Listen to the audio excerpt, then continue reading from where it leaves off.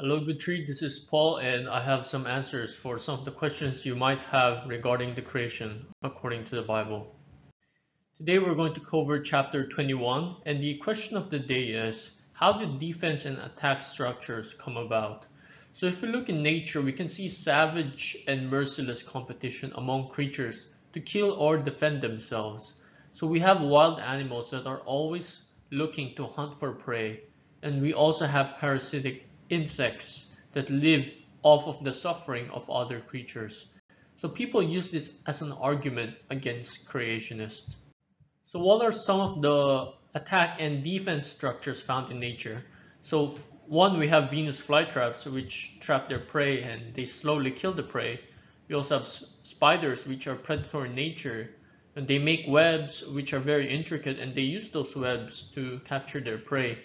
We also have beetles that possess extraordinary defense.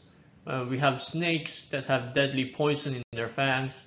We have alligators that have strong jaws. We have lions that have sharp claws. So we have so many examples of attack and defense structures found in animals. So the question is, why do all these animals and plants have these deadly and harmful structures in them? If the world was created by a merciful God and a good God, the Bible makes it clear that the world was not like this in the beginning. The perfect God created a perfect world. But all of this changed with the fall of man. So with the fall of man, not only were people affected, but the whole creation was also affected and cursed. And this curse can only be uplifted at the resurrection of God's people. So there are two major perspectives to understand defense and attack structures biblically. So the first major perspective is that the present features used in defense and attack were not originally used for that purpose.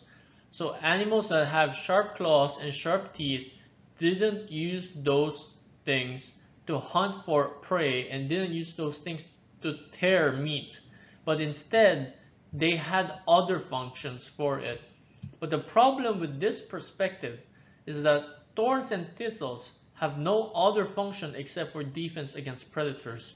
So the Bible also states that thorns and thistles is a result of the fall. So it seems like some things did change after the fall.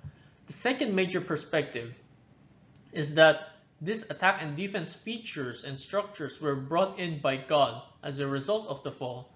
This second perspective would better explain some things like the thorns and thistles and the sharp teeth and claws. So this perspective is suggesting that sharp teeth and sharp claws and thorns and thistles are a result of the fall, and before the fall, it wasn't there. To summarize, the Bible is not clear whether the first perspective is right or the second. Regardless, the accusation that a loving and a perfect God would create such a world as we see today is against what the Bible is teaching. Because the Bible clearly teaches that before the fall, the world was perfect. The important thing is that God promised redemption from such a world.